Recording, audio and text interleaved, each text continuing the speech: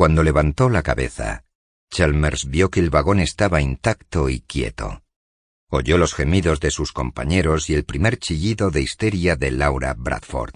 Se arrastró por el suelo hasta la puerta, la abrió de golpe y se dejó caer por los escalones. En la distancia, al lado de una curva, vio linternas moviéndose y un resplandor rojo en un lugar donde la locomotora no tenía por qué estar. Fue tambaleándose a través de la oscuridad, tropezando con figuras medio vestidas que agitaban las inútiles llamas de fósforos. En algún lugar a lo largo de la línea, vio a un hombre con una linterna y lo agarró del brazo. Era el revisor. —¿Qué ha pasado? —jadeó Chalmers. —Raíl partido —respondió el revisor impasible—. La locomotora se ha salido de la vía. —¿Se ha salido? —Está de lado. ¿Hay algún muerto? —No, el maquinista está bien. El fogonero está herido. —Raíl partido. ¿Qué quiere decir raíl partido?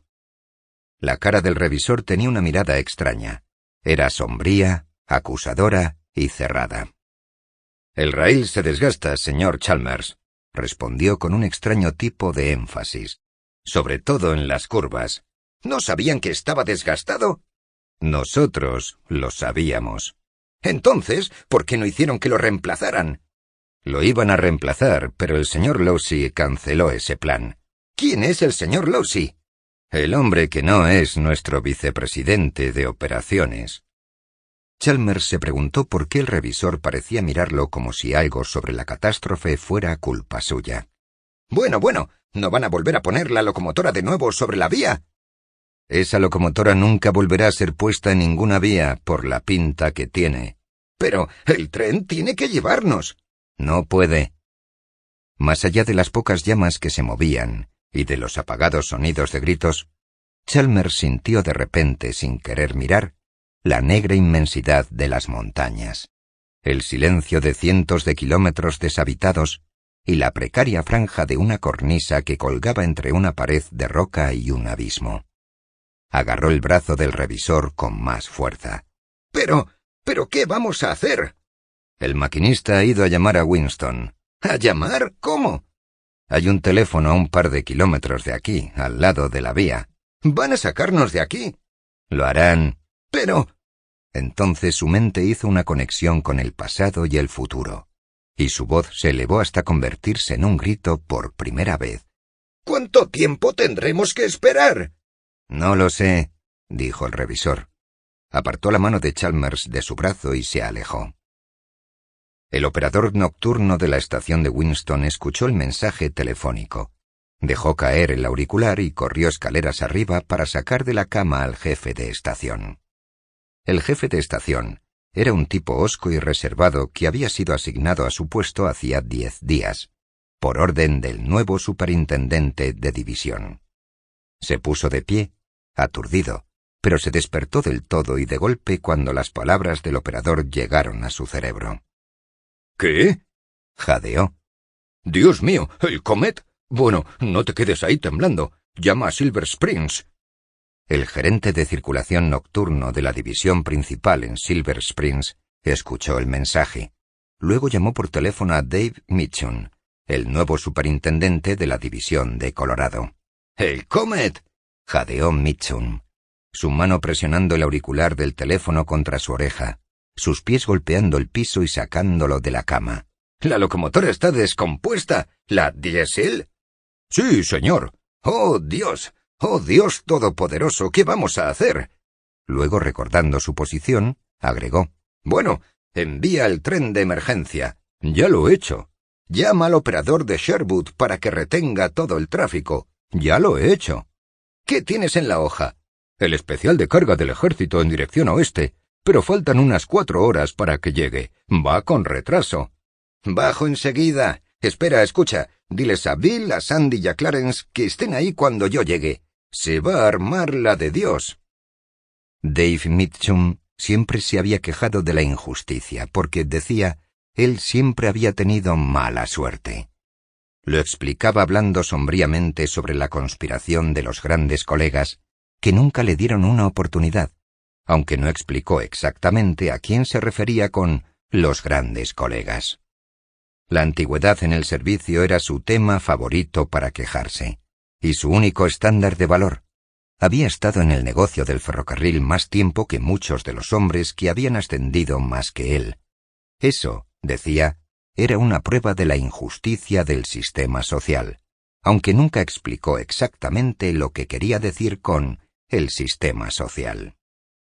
Había trabajado para muchos ferrocarriles, pero no había durado mucho tiempo en ninguno de ellos. Sus empleadores no habían hecho acusaciones específicas contra él, pero simplemente habían prescindido de sus servicios porque, con demasiada frecuencia, él decía: «Nadie me dijo que lo hiciera». Él no sabía que debía su trabajo actual a un acuerdo entre James Taggart y Wesley Mauch. Cuando Taggart le intercambió a Mauch el secreto de la vida privada de su hermana por un aumento de tarifas, Mauch le hizo incluir un favor adicional, según sus reglas normales de negociación, las cuales consistían en exprimir todo lo que uno pudiera de cualquier intercambio concreto. El favor adicional fue darle empleo a Dave Mitchum, que era el cuñado de Claude Schlagenhoff, que era el presidente de los Amigos del Progreso Global, que era considerado por Mauch una influencia valiosa en la opinión pública. James Taggart le pasó la responsabilidad de encontrar un empleo para Mitchum a Clifton Lousy. Lousy le dio a Mitchum el primer trabajo que surgió, el de superintendente de la división de Colorado, cuando el hombre que lo tenía renunció sin previo aviso. El hombre renunció cuando le dieron la locomotora diésel adicional de la estación de Winston al especial de Chick Morrison. «¿Qué vamos a hacer?», gritó Dave Mitchum, al llegar corriendo a medio vestir y aturdido por el sueño a su oficina, donde el jefe de expediciones, el jefe de estación y el encargado de locomotoras lo estaban esperando. Ninguno de los tres hombres respondió. Eran hombres de mediana edad, con años de servicio ferroviario a sus espaldas. Un mes antes habrían ofrecido voluntariamente su consejo en cualquier emergencia, pero estaban empezando a aprender que las cosas habían cambiado y que era peligroso hablar. «¿Qué demonios vamos a hacer?» «Una cosa está clara», dijo Bill Brent, el jefe de expediciones. «No podemos mandar un tren al túnel con una locomotora de carbón». Los ojos de Dave Mitchum se tornaron sombríos. Sabía que ese era el único pensamiento en las mentes de todos ellos. Deseó que Brent no lo hubiera nombrado. «Bueno, ¿dónde vamos a conseguir una diésel?», preguntó furiosamente. «No vamos a hacerlo», dijo el encargado de locomotoras. «Pero no podemos mantener al Comet esperando en un apartadero toda la noche». «Parece que tendremos que hacerlo», dijo el jefe de estación. «¿Para qué hablar de eso, Dave? Sabes que no hay ninguna diésel en ninguna parte de la división». «Pero, Cristo Todopoderoso, ¿cómo esperan que movamos trenes sin locomotoras?» «La señorita Taggart no lo hacía», dijo el encargado de locomotoras. «El señor Lousy, sí». «Bill, ¿no hay algo transcontinental que vaya a llegar esta noche con algún tipo de diésel?», preguntó Mitchum, con el tono de estar pidiendo un favor. «El primero en venir», dijo Bill Brent, implacable, «será el número 236. El transporte rápido desde San Francisco que debe llegar a Winston a las 7:18 de la mañana». Y añadió: «Esa es la diésel más cercana a nosotros en este momento. Lo he comprobado». «¿Qué pasa con el especial del ejército?» «Mejor ni lo pienses, Dave. Ese tiene prioridad sobre todo lo demás en la línea, incluyendo el Comet, por orden del ejército. Va con retraso para empezar. Las cajas de engrase se han incendiado 2 veces. Llevan municiones para los arsenales de la costa oeste. Mejor rezar para que nada los detenga en tu división. Si crees que nos la vamos a cargar por retener al Comet, eso no es nada comparado con lo que nos caerá encima si detenemos a ese especial». Permanecieron en silencio. Las ventanas estaban abiertas a la noche de verano, y podían oír el timbre del teléfono en la oficina del gerente de circulación, en el piso de abajo.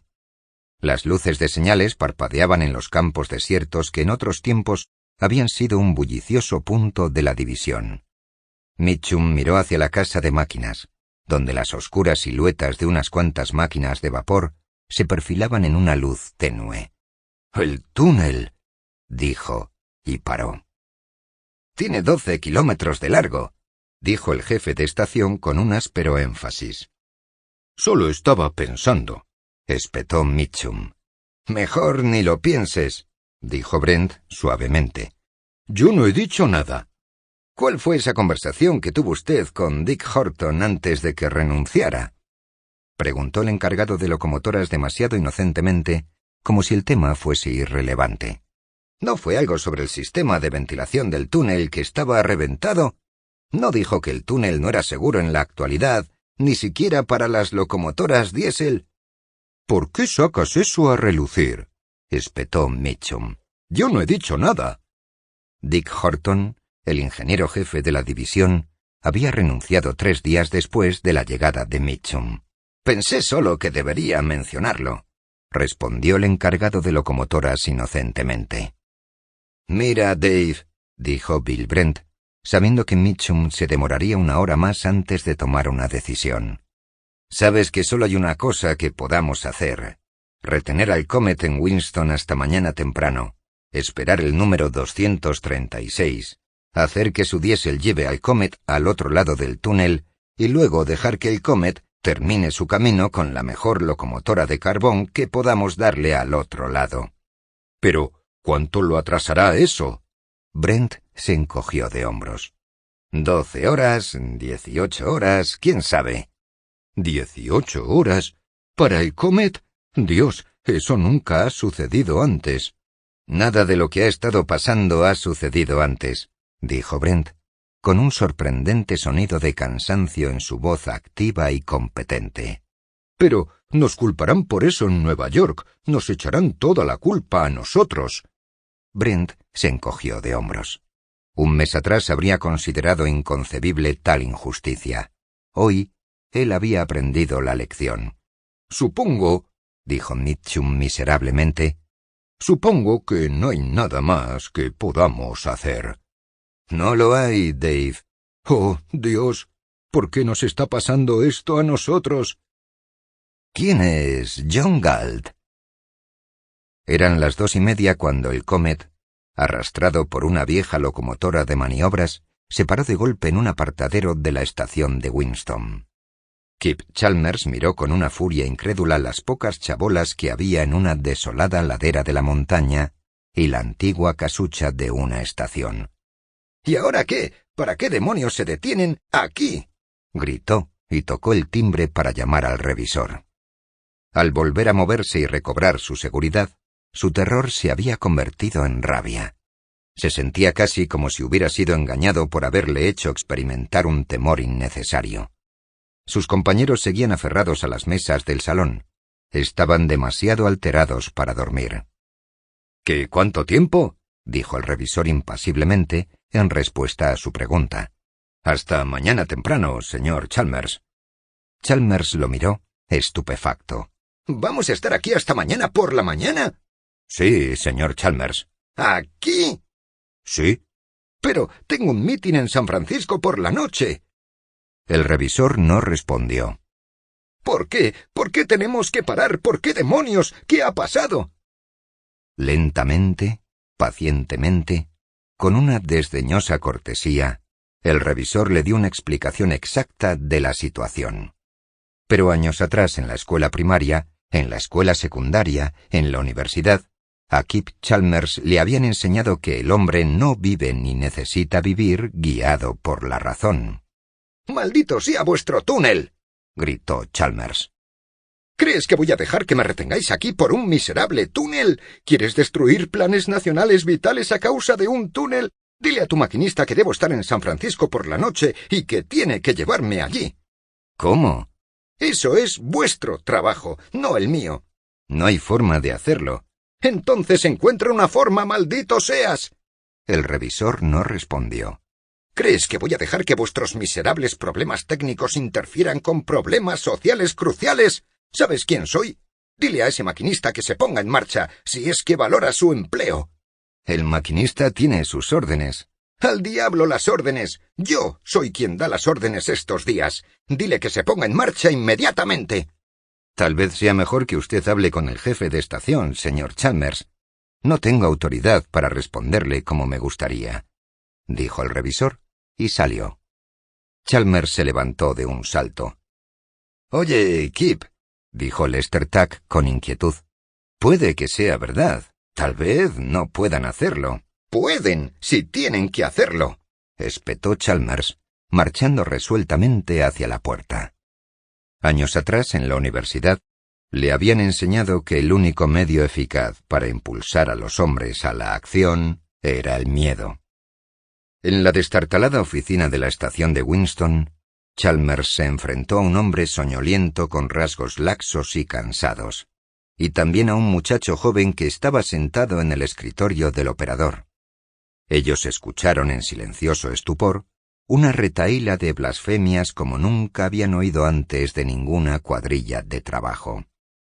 «Y no es mi problema. ¿Cómo podéis lograr que el tren pase por el túnel? Eso tenéis que resolverlo vosotros», concluyó Chalmers. «Pero si no me conseguís una locomotora y no arrancáis ese tren, podéis despediros de vuestros trabajos, de vuestros permisos de trabajo y de todo este maldito ferrocarril». El jefe de estación nunca había oído hablar de Kip Chalmers, y no sabía la naturaleza de su posición, pero sabía que ese era el día en que hombres desconocidos en posiciones indefinidas tenían un poder ilimitado, el poder de la vida o la muerte. «No depende de nosotros, señor Chalmers», dijo suplicando. «Nosotros no emitimos las órdenes aquí. La orden vino de Silver Springs. Supongamos que usted llama al señor Mitchum y...» «¿Quién es el señor Mitchum?» «Es el superintendente de división en Silver Springs. Supongamos que usted le envía un mensaje a...» «¿Que me moleste con un superintendente de división? Le enviaré un mensaje a Jim Taggart. Eso es lo que voy a hacer». Antes de que el jefe de estación tuviera tiempo de recuperarse, Chalmers se volvió hacia el muchacho y le ordenó: «Tú, escribe esto y envíalo de inmediato». Era un mensaje que un mes antes el jefe de estación no habría aceptado de ningún pasajero. El reglamento lo prohibía, pero él ya no estaba seguro de ningún reglamento. Chalmers dictó: «Señor James Taggart, ciudad de Nueva York, estoy retenido en el Comet en Winston, Colorado, por la incompetencia de sus hombres que se niegan a proporcionarme una locomotora. Tengo reunión en San Francisco por la tarde de importancia nacional de alto nivel. Si no pone mi tren en marcha de inmediato, le dejaré adivinar las consecuencias. Kip Chalmers». Después de que el muchacho transmitiera las palabras por los cables que se extendían de poste a poste, a través de un continente como guardianes de la vía de Taggart, y después de que Kip Chalmers volviera a su vagón a esperar una respuesta, el jefe de estación llamó a Dave Mitchum, que era su amigo, y le leyó el texto del mensaje. Oyó a Mitchum gemir como respuesta. «Pensé que debería decírtelo, Dave. Nunca oí hablar de este tipo antes, pero a lo mejor es alguien importante». «No lo sé», se quejó Mitchum. «¿Kip Chalmers? Su nombre figura en los periódicos todo el tiempo, justo al lado de todos los muchachos de alto nivel. No sé lo que es, pero si es de Washington, no podemos arriesgarnos. ¡Oh, Dios! ¿Qué vamos a hacer?» «No podemos arriesgarnos», pensó el operador de Taggart en Nueva York, y transmitió el mensaje por teléfono a la casa de James Taggart. Eran casi las 6 de la madrugada en Nueva York, y James Taggart fue despertado del sueño inestable de una noche inquieta. Escuchó el teléfono con el rostro hundido. Sintió el mismo miedo que el jefe de estación de Winston, y por la misma razón. Llamó a la casa de Clifton Losey. Toda la rabia que no pudo volcar sobre Kip Chalmers la volcó por el cable del teléfono sobre Clifton Losey. «¡Haz algo!», gritó Taggart. «No me importa lo que hagas, es tu trabajo, no el mío. Pero asegúrate de que ese tren llegue. ¿Qué demonios está pasando? No he oído nada de que el Comet estuviera parado. ¿Así es como diriges tu departamento? No tiene gracia el que pasajeros importantes tengan que empezar a enviarme mensajes a mí.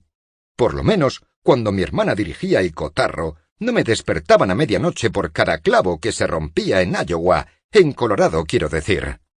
«Lo siento mucho, Jim», dijo Clifton Losey con tacto, en un tono que equilibraba las disculpas, la tranquilidad y el nivel exacto de confianza condescendiente. «Es solo un malentendido. Debe ser un estúpido error de alguien. No te preocupes, yo me encargaré de ello. De hecho, estaba en la cama, pero me ocuparé de eso de inmediato». Clifton Laussie no estaba en la cama. Acababa de regresar de una ronda de clubes nocturnos en compañía de una joven. Le pidió a la chica que esperara y se fue rápidamente a las oficinas de Taggart Transcontinental. Ninguno de los empleados del turno de noche que lo vieron supo decir por qué había decidido aparecer en persona, pero tampoco pudieron decir que había sido innecesario. Entró y salió apresuradamente de varias oficinas. Fue visto por muchas personas y dio una impresión de gran actividad. El único resultado físico fue una orden que pasó por telegrama a Dave Mitchum, superintendente de la división de Colorado. «Dale una locomotora al señor Chalmers de inmediato. Manda al Comet por el túnel de forma segura y sin retrasos innecesarios. Si eres incapaz de realizar tus deberes, te haré responsable ante la Junta de Unificación. Clifton Laussie». Luego, tras llamar a su amiga para pedirle que lo acompañara, Clifton Laussie se fue en coche a una casa rural para asegurarse de que nadie pudiera encontrarlo en las próximas horas. El gerente de circulación de Silver Springs se quedó estupefacto por la orden que le entregó a Dave Mitchum. Pero Dave Mitchum entendió. Sabía que ninguna orden ferroviaria hablaría en términos tales como darle una locomotora a un pasajero. Sabía que se trataba de una fachada. Adivinó qué tipo de espectáculo se estaba montando, y sintió un sudor frío al darse cuenta de quién estaba siendo enmarcado como el chivo expiatorio del espectáculo. «¿Qué pasa, Dave?», preguntó el jefe de estación. Mitchum no respondió. Cogió el teléfono y le temblaron las manos al suplicar que le conectaran con el operador de Taggart en Nueva York. Parecía un animal preso en una trampa. Le suplicó a la operadora de Nueva York que le pusiera con la casa del señor Clifton Laussie. La operadora lo intentó. No había respuesta. Le suplicó a la operadora que siguiera intentando y probando todos los números en que se le ocurriera que pudiera encontrarse al señor Laussie. La operadora se lo prometió, y Mitchum colgó, pero sabía que era inútil esperar o hablar con alguien en el departamento de Laussie. «¿Qué pasa, Dave?». Mitchum le entregó la orden, y vio por la expresión del jefe de estación que la trampa era tan mala como había sospechado. Llamó a la sede regional de Taggart Transcontinental en Omaha, Nebraska, y suplicó hablar con el gerente general de la región. Hubo un breve silencio en la línea. Luego, la voz del operador de Omaha le dijo que el gerente general había renunciado y se había esfumado hacía 3 días, por un pequeño problema con el señor Laussie, añadió la voz. Pidió hablar con el asistente del director general a cargo de su distrito concreto, pero el asistente estaba fuera de la ciudad durante el fin de semana y no estaba disponible. «¡Consígueme a alguien!», gritó Mitchum. «A quien sea, de cualquier distrito, por el amor de Dios, consígueme a alguien que me diga qué hacer». El hombre que se puso al teléfono era el asistente del gerente general del distrito de Iowa, Minnesota. «¿Qué?», interrumpió ante las primeras palabras de Mitchum. «¿En Winston, Colorado? ¿Por qué demonios me llamas a mí? No me digas lo que pasó, no quiero saberlo. No, he dicho que no. No vas a encasquetarme eso a mí para que yo tenga que explicar después por qué hice o no hice algo. Sea lo que sea, no es mi problema. Habla con algún ejecutivo de la región. No la tomes conmigo. ¿Qué tengo yo que ver con Colorado? No, diablos, no sé. Llama al ingeniero jefe, habla con él». El ingeniero jefe de la región central respondió con impaciencia. «Sí, ¿qué pasa?». Y Mitchum se apresuró desesperadamente a explicar. Cuando el ingeniero jefe oyó que no había ninguna diésel, dijo bruscamente: «Entonces retén el tren, por supuesto». Cuando oyó hablar del señor Chalmers, dijo, con una voz repentinamente apagada: Kip Chalmers, de Washington. Bueno, no sé. Eso sería un asunto que tendría que decidir el señor Lossy. El señor Lossy, dijo entonces Mitchum, me ordenó que lo arreglara, pero... Entonces haz exactamente lo que dice el señor Lossy, dijo el ingeniero jefe con gran alivio y colgó. Dave Mitchum colgó el receptor del teléfono cuidadosamente. Había dejado de gritar. En vez de eso, se fue de puntillas a una silla, casi como si estuviera escondiéndose. Se sentó mirando la orden del señor Lossy durante largo rato. Luego, le echó un vistazo a la sala. El gerente de circulación estaba ocupado al teléfono. El jefe de estación y el encargado de locomotoras estaban allí, pero fingían no estar esperando. Deseó que Bill Brent, el jefe de expediciones, se fuera a su casa. Bill Brent estaba en un rincón, mirándolo. Brent era un hombre bajo y delgado con hombros anchos. Tenía 40 años de edad, pero parecía más joven. Tenía la cara pálida de un empleado de oficina y los rasgos duros y delgados de un vaquero. Era el mejor gerente de circulación del sistema. Mitchum se levantó bruscamente y subió la escalera hasta su oficina, empuñando la orden de Lossy en la mano. Dave Mitchum no era bueno para entender problemas de ingeniería y transporte, pero entendía a hombres como Clifton Lossy. Entendió el tipo de juego que los ejecutivos de Nueva York estaban haciendo y lo que ahora le estaban haciendo a él. La orden no decía que le entregara al señor Chalmers una locomotora de carbón, simplemente una locomotora. Si llegara el momento de responder a preguntas, ¿no le gritaría el señor Lossy con airada indignación que esperaba que un superintendente de división supiera que solo una locomotora diésel podría ser entendida en esa orden? La orden indicaba que debía enviar al Comet por el túnel de forma segura. ¿No era de esperar que el superintendente de la división supiera qué era seguro? Y, sin retrasos innecesarios. ¿Qué era un retraso innecesario? Si se contemplara la posibilidad de un gran desastre, ¿no podría un retraso de una semana o de un mes ser considerado necesario? A los ejecutivos de Nueva York no les importaba, pensó Mitchum. No les importaba si el señor Chalmers llegaba a su reunión a tiempo, o si una catástrofe sin precedentes ocurría en sus vías. Solo les importaba estar seguros de no ser culpados por ninguna de las dos cosas. Si él retuviera el tren, lo convertirían a él en el chivo expiatorio para aplacar la ira del señor Chalmers. Si enviara el tren y no llegara a la salida occidental del túnel, le echarían la culpa a su incompetencia. Afirmarían que había actuado contra sus órdenes, en cualquier caso. ¿Qué sería él capaz de demostrar? ¿A quién? Uno no puede demostrar nada ante un tribunal que no tiene ninguna política establecida, ningún procedimiento definido, ninguna regla de evidencia, ningún principio vinculante. Un tribunal como la Junta de Unificación, que declaraba a los hombres culpables o inocentes según considerara oportuno, sin ningún estándar de culpa o de inocencia.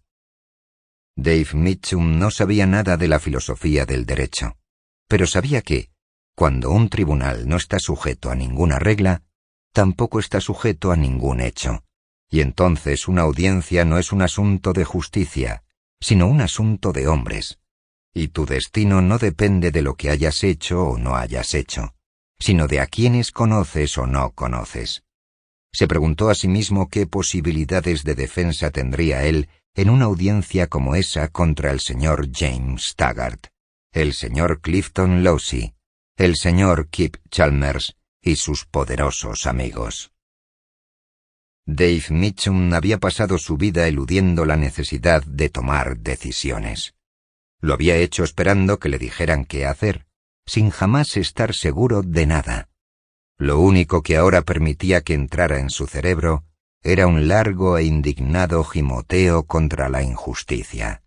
El destino, pensó, lo había elegido a él con una injusta cantidad de mala suerte. Sus superiores lo habían incriminado en el único buen empleo que había tenido jamás. Nunca le habían enseñado a comprender que la manera en que consiguió ese trabajo y la posibilidad de ser incriminado eran partes inseparables de un todo. Mirando la orden de Lossy, pensó que podía retener el Comet, acoplar el vagón del señor Chalmers a una locomotora y enviarlo a él al túnel, solo. Pero sacudió la cabeza antes de que el pensamiento se formara del todo. Sabía que eso le obligaría al señor Chalmers a reconocer la naturaleza del riesgo. El señor Chalmers se negaría. Continuaría exigiendo una locomotora segura e inexistente. Y es más, eso podría significar que él, Mitchum, tendría que asumir la responsabilidad, admitir el pleno conocimiento del peligro, quedar expuesto e identificar la naturaleza exacta de la situación, el único acto que la política de sus superiores estaba diseñada para eludir, la única clave de su juego. Dave Mitchum no era un hombre de los que se rebelan contra su pasado o cuestionan el código moral de los que están al mando. La decisión que tomó no fue desafiar, sino seguir la política de sus superiores. Bill Brent podría haberle vencido en cualquier competición de tecnología, pero aquí tenían una situación en la que él podía vencerle a Bill Brent sin esforzarse. Había existido tiempo atrás una sociedad en la que los hombres necesitaban los talentos específicos de Bill Brent si deseaban sobrevivir. Lo que necesitaban ahora era el talento de Dave Mitchum. Dave Mitchum se sentó ante la máquina de escribir de su secretaria y, usando 2 dedos, escribió cuidadosamente una orden para el jefe de estación y otra para el encargado de locomotoras. La primera le mandaba al jefe de estación que convocara la tripulación de una locomotora inmediatamente, para un objetivo descrito solamente como una emergencia. La segunda le mandaba al encargado de locomotoras que enviara la mejor locomotora disponible a Winston para estar a la espera en caso de emergencia. Se guardó copias de papel carbón de las órdenes en el bolsillo. Luego abrió la puerta, llamó gritando al encargado de noche para que se acercara y le entregó las 2 órdenes para los 2 hombres que estaban abajo. El gerente de circulación nocturno era un joven concienzudo que confiaba en sus superiores y sabía que la disciplina era la primera regla del negocio del ferrocarril. Se sorprendió de que Mitchum quisiera enviar órdenes escritas solo a un piso más abajo, pero no hizo preguntas. Mitchum esperó nerviosamente. Al cabo de un rato, vio la figura del encargado de locomotoras atravesando los patios hacia la cochera de máquinas. Se sintió aliviado. Ninguno de los 2 hombres había subido para enfrentarse a él en persona. Habían entendido y jugarían el juego como él lo estaba jugando. El encargado de locomotoras fue al otro lado de los patios. Mirando al suelo, estaba pensando en su mujer, en sus 2 hijos y en la casa que le había costado toda una vida poseer. Sabía lo que sus superiores estaban haciendo y se preguntó si debería negarse a obedecerlos. Nunca había tenido miedo de perder su trabajo. Con la confianza de un hombre competente, siempre había considerado que, si se peleaba con un empleador, siempre sería capaz de encontrar otro. Ahora tenía miedo. No tenía derecho a renunciar ni a buscar trabajo. Si desafiaba a un empleador, sería entregado al poder incontestable de una sola junta. Y si la junta decidía en su contra, eso significaría ser condenado a una muerte lenta por inanición. Significaría quedar excluido de cualquier empleo. Sabía que la junta decidiría contra él. Sabía que la clave del misterioso y caprichoso misterio de las decisiones contradictorias de la junta era el poder secreto del pillaje, del amiguismo. ¿Qué posibilidades tendría él contra el señor Chalmers? Hubo un tiempo en que el interés propio de sus empleadores había exigido que él ejerciera su máxima capacidad. Ahora, esa capacidad ya no era deseada. Hubo un tiempo en el que se le había pedido que hiciera lo mejor, y era recompensado de acuerdo con ello. Ahora, no podía esperar más que un castigo si intentaba seguir su conciencia. Hubo un tiempo en que se esperaba que él pensara. Ahora, ellos no querían que él pensara, solo que obedeciera. Ya no querían que él tuviera conciencia. Entonces, ¿por qué debería él levantar la voz? ¿Por el bien de quién? Pensó en los pasajeros, los 300 pasajeros a bordo del Comet. Pensó en sus hijos. Tenía un hijo en la escuela secundaria y una hija de 19 años, de la que él estaba feroz y dolorosamente orgulloso porque era considerada la chica más hermosa del pueblo. Se preguntó a sí mismo si podía entregar sus hijos al mismo destino que el de los hijos de los desempleados, como los había visto en las zonas desoladas, en los asentamientos alrededor de fábricas cerradas y a lo largo de las vías de ferrocarriles inoperativos. Vio, con horrorizado asombro, que la decisión que ahora tenía que tomar era elegir entre las vidas de sus hijos y las vidas de los pasajeros en el Comet. Un conflicto de ese tipo nunca había sido posible antes. Era protegiendo la seguridad de los pasajeros como él se había ganado la seguridad de sus hijos. Él había servido a una al servir a la otra. No había habido conflicto de intereses, ni necesidad de víctimas. Ahora, si quería salvar a los pasajeros, tenía que hacerlo al precio de sus hijos. Recordó vagamente los sermones que había oído sobre la belleza de la autoinmolación, sobre la virtud de sacrificar a otros lo que era más precioso para uno. Él no sabía nada de la filosofía de la ética, pero de repente supo, no en palabras, sino en forma de un dolor oscuro, enojado y salvaje, que si eso era virtud, entonces no quería formar parte de ella. Entró en la cochera de máquinas y ordenó que una locomotora de carbón, grande y antigua, fuese preparada para trasladarse a Winston. El jefe de estación cogió el teléfono en la oficina del gerente de circulación para convocar a una tripulación de locomotora, como se le había ordenado. Pero su mano se detuvo mientras sostenía el auricular. De repente, se dio cuenta de que estaba convocando a hombres a morir, y que de las 20 vidas que figuraban en la lista que tenía delante, 2 serían eliminadas por su decisión. Sintió una sensación física de frío, nada más. No sintió ninguna preocupación, solo un perplejo e indiferente asombro. Nunca había sido su trabajo llamar a los hombres para morir. Su trabajo había sido llamarlos para que se ganaran la vida. Era extraño, pensó, y era extraño que su mano se hubiera detenido. Lo que la hizo detenerse fue algo que él podría haber sentido 20 años atrás. No, pensó, es extraño. Hace solo un mes, no más. Tenía 48 años de edad. No tenía familia, ni amigos, ni vínculos con ningún ser vivo en el mundo. Fuera cual fuese la capacidad de devoción que había poseído, la capacidad que otros dispersan entre muchas preocupaciones al azar, él se la había entregado íntegramente a la persona de su hermano menor, el hermano, de 25 años menos, a quien él había criado. Lo había enviado a una universidad tecnológica y había sabido, como todos los profesores, que el chico tenía la marca de un genio en la frente de su joven y sombrío rostro. Con la misma devoción enfocada que la de su hermano, el muchacho no se preocupaba más que por sus estudios, no por deportes, ni fiestas, ni chicas, solo por la visión de las cosas que él iba a crear cuando fuera un inventor.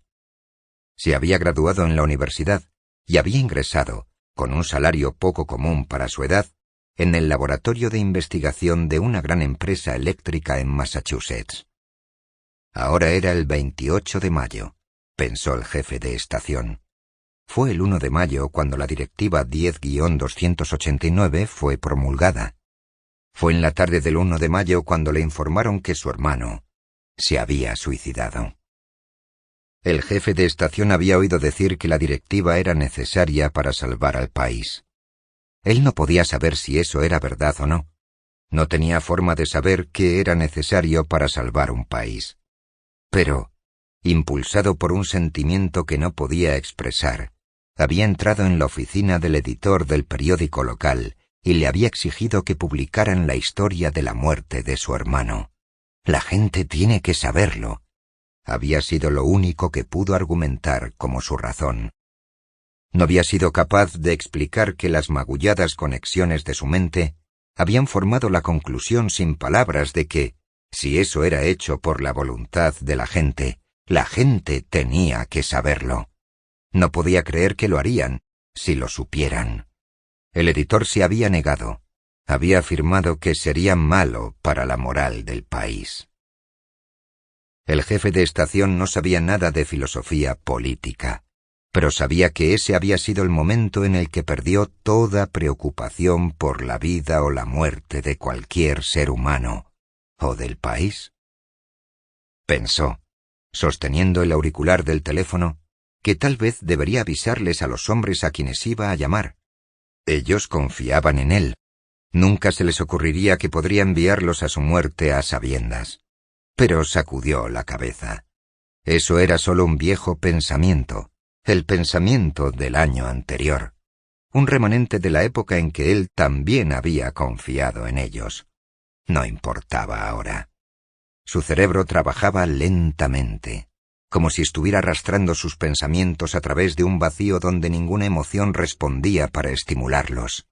Pensó que habría problemas si él le avisase a alguien, que habría algún tipo de pelea y era él quien tenía que hacer un gran esfuerzo para empezarla. Había olvidado la razón por la que uno empezaba ese tipo de pelea, ¿verdad? ¿Justicia? ¿Amor al prójimo? No quería hacer un esfuerzo. Estaba muy cansado. Si les avisara a todos los hombres en su lista, pensó, no habría nadie que pudiese conducir esa locomotora, así que salvaría 2 vidas y también 300 vidas a bordo del Comet. Pero nada respondía a las cifras en su mente. Vidas. Era solo una palabra. No tenía ningún significado. Levantó el auricular del teléfono hasta su oído, llamó a 2 números, convocó a un maquinista y a un fogonero para que se presentaran a sus puestos de inmediato. La locomotora número 306 ya había salido hacia Winston cuando Dave Mitchum bajó al piso de abajo. «Prepara una vagoneta automóvil para mí», ordenó. «Voy a ir rápidamente hasta Fairmount». Fairmount era una pequeña estación, 30 kilómetros al este en la línea. Los hombres asistieron sin hacer preguntas. Bill Brent no estaba entre ellos. Mitchum entró en la oficina de Brent. Brent estaba allí, sentado en silencio en su escritorio. Parecía estar esperando. «Voy a Fairmount», dijo Mitchum. Su voz era agresivamente demasiado casual, como implicando que ninguna respuesta era necesaria. «Tenían una diésel allí hace un par de semanas, ya sabes, reparaciones de emergencia o algo así. Voy allí a ver si podemos usarla». Hizo una pausa, pero Brent no dijo nada. «Tal como están las cosas ahora», continuó Mitchum sin mirarlo, «no podemos retener el tren hasta mañana. Tenemos que arriesgarnos de una forma u otra. Ahora creo que quizá esa diésel lo resolverá, pero eso es lo último que podemos intentar. Así que, si no tienes noticias mías en media hora, firma la orden y envía al Comet con la número 306 tirando de él». Pensara lo que hubiera pensado Brent, no pudo creerlo cuando lo oyó. No respondió de inmediato. Luego, en voz muy baja, dijo: «No». «¿Qué quieres decir con no?» «No voy a hacerlo». «¿Qué quieres decir con que no vas a hacerlo? Es una orden». «No voy a hacerlo». La voz de Brent tenía la firmeza de la certeza sin ningún toque de emoción. «¿Te niegas a obedecer una orden?» «Me niego». «Pero no tienes derecho a negarte, y no voy a discutir sobre eso tampoco. Es lo que he decidido, es mi responsabilidad, y no te estoy pidiendo tu opinión. Tu trabajo es acatar mis órdenes». «¿Me darás esa orden por escrito?» «¿Por qué, maldita sea? ¿Estás insinuando que no confías en mí? Eres...» «¿Por qué tienes que ir a Fairmount, Dave? ¿Por qué no puedes llamarles por teléfono y hablar sobre la diésel si crees que tienen una?» «No vas a decirme cómo hacer mi trabajo. No te vas a quedar ahí sentado y cuestionarme. Mantendrás el pico cerrado y harás lo que yo te mande, o te daré la oportunidad de que hables con la Junta de Unificación. Era difícil descifrar las emociones en la cara de vaquero de Brent, pero Mitchum vio algo que parecía una expresión de incrédulo horror. Solo que era horror a alguna visión suya propia, no a las palabras, y que no tenía ninguna cualidad del miedo, no del tipo de miedo que Mitchum había esperado que tuviera. Brent sabía que al día siguiente la cuestión sería su palabra contra la de Mitchum. Mitchum negaría haber dado la orden. Mitchum mostraría una prueba por escrito de que la locomotora número 306 había sido enviada a Winston solo para esperar, y presentaría testigos de que él había ido a Fairmount en busca de una diésel. Mitchum afirmaría que la orden fatal había sido emitida por y bajo la exclusiva responsabilidad de Bill Brent, el jefe de expediciones. No sería un caso muy complicado. No sería un caso que pudiera ser estudiado en detalle, pero sería suficiente para la Junta de Unificación, cuya política era consecuente solo en no permitir que nada se estudiara en detalle. Brent sabía que podía hacer el mismo juego y pasarle la incriminación a otra víctima. Sabía que él tenía la inteligencia para hacerlo funcionar, excepto que prefería estar muerto antes que hacerlo. No fue la visión de Mitchum lo que lo hizo quedarse paralizado de horror. Fue la constatación de que no había nadie a quien pudiera llamar para exponer lo que estaba pasando e impedirlo. Ningún superior en ninguna parte de la línea, de Colorado a Omaha y a Nueva York. Todos estaban en el ajo. Todos ellos, todos estaban haciendo lo mismo. Le habían dado a Mitchum el liderazgo y el método. Era Dave Mitchum quien ahora pertenecía a ese ferrocarril, y él, Bill Brent, quien no. Igual que Bill Brent había aprendido a ver el seguimiento completo de una división con solo echarle un vistazo a unos cuantos números en una hoja de papel, ahora era capaz de ver la totalidad de su propia vida y el precio total de la decisión que estaba tomando. No se había enamorado hasta bien pasada su juventud. Tenía 36 años cuando encontró a la mujer que quería. Había estado comprometido con ella durante los últimos 4 años. Había tenido que esperar, porque él tenía una madre que mantener y una hermana viuda con 3 hijos. Nunca había tenido miedo de las cargas, porque había conocido su capacidad para llevarlas, y nunca había asumido una obligación a menos que estuviera seguro de poder cumplirla. Había esperado, había ahorrado su dinero, y ahora había llegado al momento en que se sentía libre para ser feliz. Se iba a casar en unas pocas semanas, el próximo mes de junio. Pensó en ello, mientras estaba sentado en su escritorio, mirando a Dave Mitchum, pero el pensamiento no le provocó ninguna vacilación, solo nostalgia y una distante tristeza. Distante, porque sabía que no podía dejar que fuese parte de ese momento. Bill Brent no sabía nada de epistemología, pero sabía que el hombre debe vivir según su propia percepción racional de la realidad, que no puede actuar en contra de ella, ni escapar de ella, ni encontrar un sustituto para ella, y que no tiene ninguna otra forma de poder vivir. Se puso de pie. Es cierto que, mientras tenga este trabajo, no puedo negarme a obedecerte, dijo. Pero sí puedo, si renuncio. Así que yo renuncio. ¿Tú qué? Renuncio, a partir de este momento. Pero no tienes derecho a renunciar, maldito cabrón. ¿No lo sabes? ¿No sabes que haré que te metan en la cárcel por eso? Si quieres enviar al sheriff a por mí por la mañana, estaré en casa. No intentaré escapar. No hay ningún otro sitio a donde ir. Dave Mitchum medía 1,80 m y tenía la corpulencia de un púgil, pero estaba allí, temblando de furia y de terror ante la delicada figura de Bill Brent.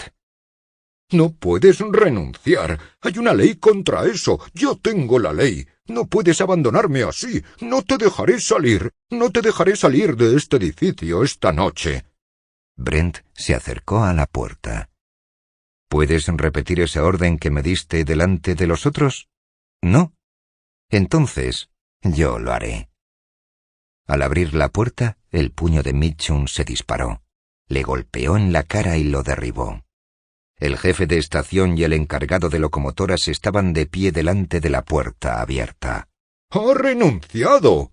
—gritó Mitchum. —El cobarde desgraciado ha renunciado en un momento como este. Es un delincuente y un cobarde.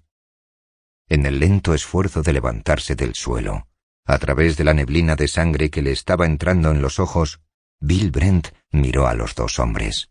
Vio que entendían, pero eran las caras cerradas de hombres que no querían entender, no querían interferir, y lo odiaban por ponerlos en un compromiso en nombre de la justicia. No dijo nada. Se puso de pie y salió del edificio. Mitchum evitó mirar a los otros.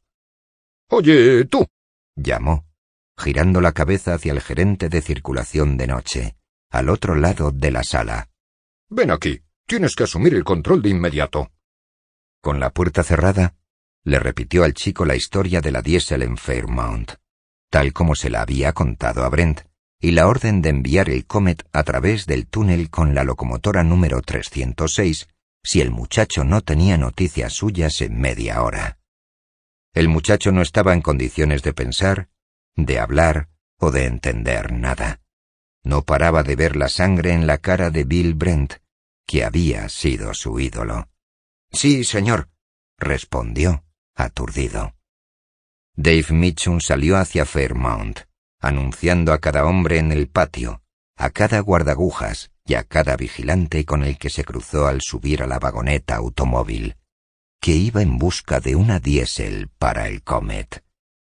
El gerente de circulación nocturno estaba sentado en su escritorio, mirando el reloj y el teléfono, rezando para que el teléfono sonara y le permitiera tener noticias del señor Mitchum. Pero la media hora transcurrió en silencio, y cuando solo faltaban 3 minutos, el muchacho sintió un terror que no podía explicar, excepto por el hecho de que no quería enviar esa orden. Se volvió hacia el jefe de estación y hacia el encargado de locomotoras, preguntando con vacilación. —El señor Mitchum me dio una orden antes de irse, pero me pregunto si debería enviarla, porque yo no creo que sea lo correcto. Él dijo que... El jefe de estación le dio la espalda, no sintió lástima. El muchacho tenía aproximadamente la misma edad que su hermano. El encargado de locomotoras dijo bruscamente: —Haz exactamente lo que te dijo el señor Mitchum. Se supone que no debes pensar. Y salió de la sala. La responsabilidad que James Taggart y Clifton Losey habían evadido descansaba ahora sobre los hombros de un muchacho tembloroso y desconcertado. Él dudó, y luego reafirmó su coraje con el pensamiento de que uno no dudaba de la buena fe y de la competencia de los ejecutivos ferroviarios. No sabía que su visión de un ferrocarril y de sus ejecutivos era la de un siglo atrás. Con la concienzuda precisión de un hombre del ferrocarril, en el momento en que la manecilla del reloj completó la media hora, firmó su nombre con la orden que le ordenaba al Comet proceder con la locomotora número 306, y transmitió la orden a la estación de Winston. El jefe de estación en Winston se estremeció cuando miró la orden, pero él no era quien para desafiar a la autoridad. Se dijo a sí mismo que el túnel no era, tal vez, tan peligroso como él pensaba. Se dijo que la mejor política esos días era no pensar. Cuando entregó sus copias de la orden al revisor y al maquinista del Comet, el revisor miró lentamente a los presentes en la sala, cara por cara. Dobló la hoja de papel, se la metió al bolsillo y salió sin decir palabra. El maquinista se quedó mirando el papel durante un momento. Luego lo tiró al suelo y dijo: «No lo voy a hacer. Y si hemos llegado al punto que este ferrocarril reparte órdenes como esta, tampoco voy a trabajar para él. Solo apúntame como que he renunciado». «Pero no puedes renunciar», gritó el jefe de estación. «Te arrestarán por eso». «Si me encuentran», dijo el maquinista, y salió de la estación hacia la vasta oscuridad de la noche de la montaña. El maquinista de Silver Springs, el que había traído la número 306, estaba sentado en un rincón de la habitación. Se rió y dijo: «Es un cobarde». El jefe de estación se volvió hacia él. «¿Lo harás tú, Joe? ¿Llevarás el Comet?» Joe Scott estaba borracho. Hubo un tiempo que cuando un hombre de los ferrocarriles se presentase a trabajar con algún signo de intoxicación, habría sido considerado como un médico que llegara a trabajar con llagas de viruela en la cara. Pero Joe Scott era una persona privilegiada. 3 meses antes lo habían despedido por una infracción de las reglas de seguridad que había provocado un gran accidente. 2 semanas atrás, había sido devuelto a su trabajo por orden de la Junta de Unificación. Era amigo de Fred Keenan. Él protegía los intereses de Keenan en su sindicato, no contra los empleadores, sino contra los miembros. «Claro», dijo Joe Scott. «Yo llevaré el Comet. Lo conseguiré, si voy lo suficientemente rápido». El fogonero de la número 306 había permanecido en la cabina de su locomotora. Levantó la vista inquieto cuando vinieron a cambiar su locomotora y llevarla a la cabecera del Comet. Levantó la vista hacia las luces rojas y verdes del túnel que colgaban en la distancia por encima de 30 kilómetros de curvas. Pero era un tipo plácido y amistoso, un buen fogonero sin ninguna esperanza de ascender jamás a maquinista. Sus fornidos músculos eran su único activo. Estaba seguro de que sus superiores sabían lo que hacían, por lo que no aventuró ninguna pregunta. El revisor estaba parado en la parte trasera del Comet. Miró las luces del túnel y luego la larga cadena de ventanas del Comet. Algunas ventanas estaban iluminadas, pero la mayoría mostraba solo el débil resplandor azul de las lámparas de noche que penetraba por las persianas bajadas. Pensó que debería despertar a los pasajeros y advertirles. Había habido un tiempo en el que él había colocado la seguridad de los pasajeros por encima de la suya, no por amor a sus semejantes, sino porque esa responsabilidad era parte de su trabajo, que él aceptaba y estaba orgulloso de cumplir. Ahora sentía una indiferencia despectiva y ningún deseo de salvarlos. Ellos habían pedido y habían aceptado la directiva 10-289, pensó. Continuaban viviendo, y diariamente ignoraban y evadían el tipo de veredictos que la Junta de Unificación pronunciaba contra víctimas indefensas. ¿Por qué no debería ignorarlos él ahora? Si salvaba sus vidas, ninguno de ellos daría un paso para defenderlo cuando la Junta de Unificación lo condenara por desobedecer órdenes, por crear un pánico, por hacer que se retrasara el señor Chalmers.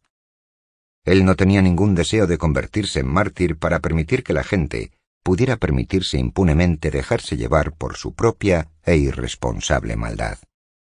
Cuando llegó el momento, levantó el farol y le indicó al maquinista que arrancara. «¿Ves?», dijo Kip Chalmers triunfalmente a Lester Tuck, mientras las ruedas bajo sus pies vibraban en su marcha hacia adelante. «El miedo es el único medio práctico para tratar con la gente». El revisor entró en el vestíbulo del último vagón. Nadie lo vio descender los escalones del otro lado. Se bajó silenciosamente del tren y desapareció en la oscuridad de las montañas. Un guardagujas estaba listo para activar el interruptor que enviaría el Comet desde el apartadero a la vía principal. Miró cómo el Comet se acercaba lentamente hacia él. Era solo un resplandeciente globo blanco con un rayo de luz que se extendía por encima de su cabeza y un trueno convulsivo que temblaba bajo el raíl a sus pies. Sabía que el interruptor no debía ser activado. Pensó en la noche, 10 años atrás, en que él había arriesgado su vida en una inundación para salvar un tren de ser arrastrado por la corriente. Pero sabía que los tiempos habían cambiado.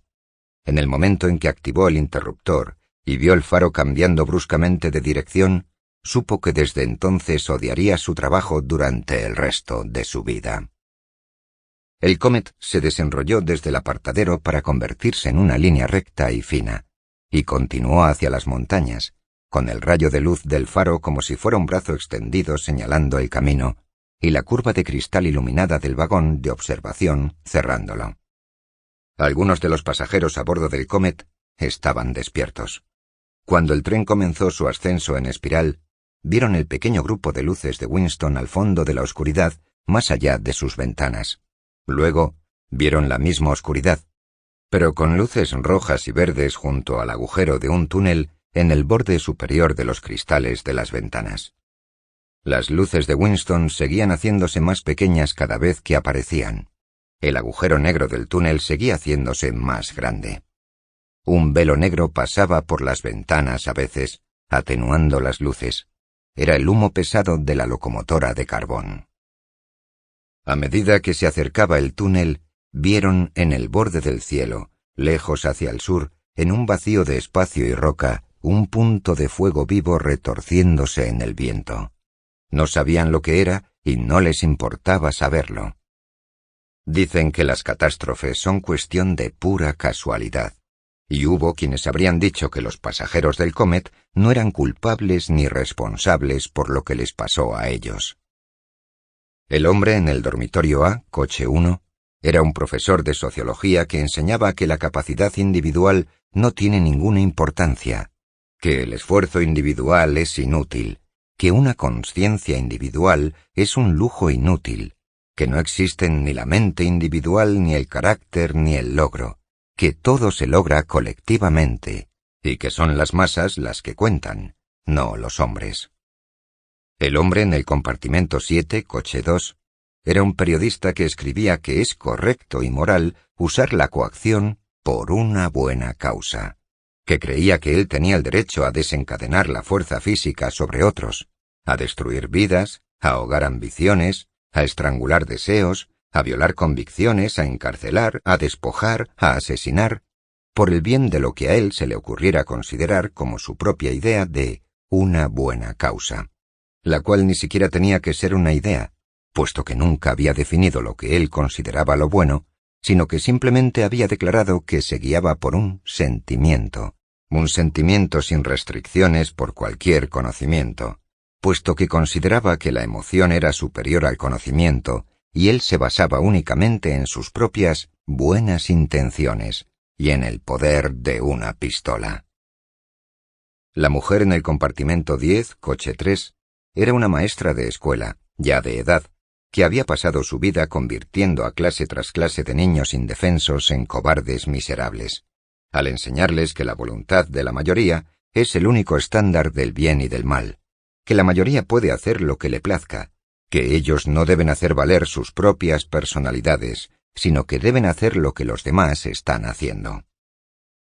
El hombre en el salón B, coche 4, era un editor de periódicos que creía que los hombres son malvados por naturaleza y no son aptos para la libertad, que sus intereses básicos, si no son controlados, son mentir, robar y asesinarse unos a otros, y que por lo tanto los hombres deben ser gobernados por medio de mentiras, robos y asesinatos, los cuales deben ser privilegio exclusivo de los gobernantes, con el objetivo de obligar a los hombres a trabajar, enseñándoles a ser morales y manteniéndolos dentro de los límites del orden y de la justicia. El hombre en el dormitorio H, coche 5, era un hombre de negocios que había adquirido su empresa, una mina de mineral de hierro, con la ayuda de un préstamo del gobierno, bajo la ley de igualación de oportunidades.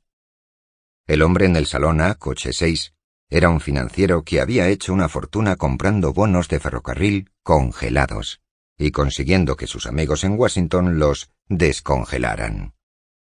El hombre en el asiento 5, coche 7, era un trabajador que creía que él tenía derecho a un trabajo, independientemente de que su empleador lo quisiera a él o no.